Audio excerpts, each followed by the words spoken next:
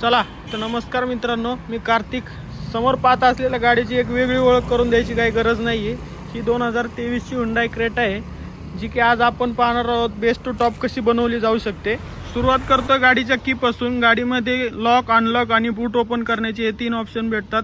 यामध्ये टॉप मॉडेलमध्ये गेले तर याच्यामध्ये 4 बटन येऊन जातात तुम्हाला. यामध्ये लॉक, अनलॉक आणि हे बटन दाबलं तर बूट अनलॉक होऊन जाते.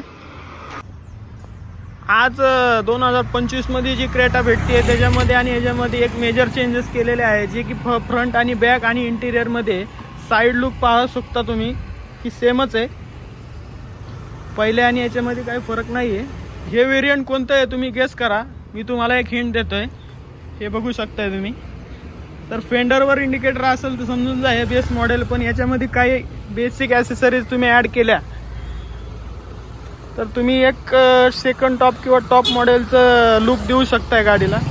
क्रेटा आज 2025 मध्ये पेट्रोल, डिझेल आणि EV मध्ये अवेलेबल आहे. यामध्ये CNG ऑप्शन तुम्हाला भेटत नाही. हे तुम्ही समोर पाहत असलेले 1.5 डिझेलचे व्हेरियंट आहे, जे की ई मॉडेल आहे.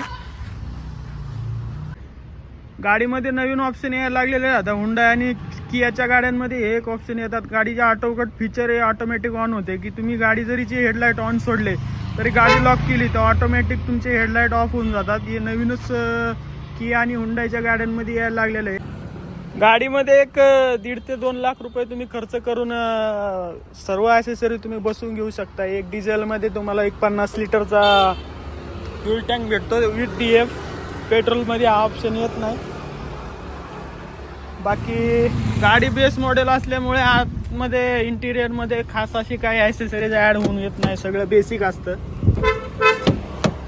बघू शकताय तुम्ही. गाडीमध्ये तुम्हाला स्क्रीन वगैरे काही भेटत नाही. हे बाहेरून ॲसेसरी ॲड करू शकता तुम्ही. याच्यामध्ये ब्लॉक पॉईंटचा मी 9 इंचाचा स्क्रीन ॲड केलेला आहे.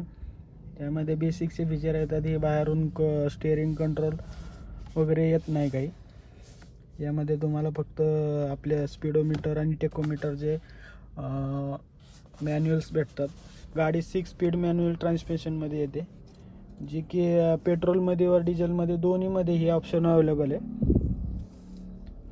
आपल्याला AC हा मॅन्युअल ऑपरेटिंग भेटतो, की सेकंड टॉप किंवा टॉपमध्ये ऑटोमॅटिक भेटून जाते तुम्हाला. बाकी तुम्हाला आर्मरेस्ट वगैरे हे बेस मॉडेलमधूनच भेटून जाते. गाडीमध्ये एअरबॅग 6 मिळून जातात.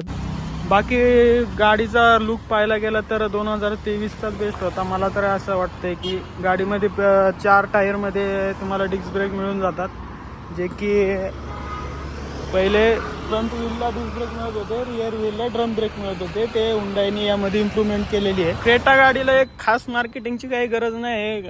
दर महिन्याला गाड्यांचे जवळपास 15 ते 20 हजार सेल आरामशीर होऊन जातं. वर्षाचा सेल यांचा खूप आहे. हुंडाई हा क्रेटामुळेच ओळखला जाऊ शकतो असं म्हणलं तरी चालेल. क्रेटामध्ये बूट स्पेस पण तुम्हाला चांगला मिळून जातो, जो की 433 लिटरचा आहे. त्यामध्ये असे गाडीचे कवर, बॉटल्स वगैरे, ऑदर्स तुमच्या बॅग वगैरे सगळे ठेवू शकताय तुम्ही आरामशीर. वरून पार्सल ट्रेसमध्ये तुम्ही ॲड करू शकताय, जो की बेस मॉडेलमध्ये भेटत नाही. टॉप मॉडेल आणि सेकंड टॉपमध्ये मिळून जातो. बाकी रिव्हर्स कॅमेरा वगैरे हा ॲसेसरीजचा पार्ट आहे, जो की निडेड आहे. तुम्ही बाहेरून सुद्धा लावून घेऊ शकताय. बाकी काय ना, गाडीमध्ये बेसिक ॲसेसरीज तुम्ही ॲड केलं तर तुम्ही टॉप मॉडेलचं सुद्धा फील घेऊ शकताय. एवढंच मला सांगायचं होतं. थँक्यू.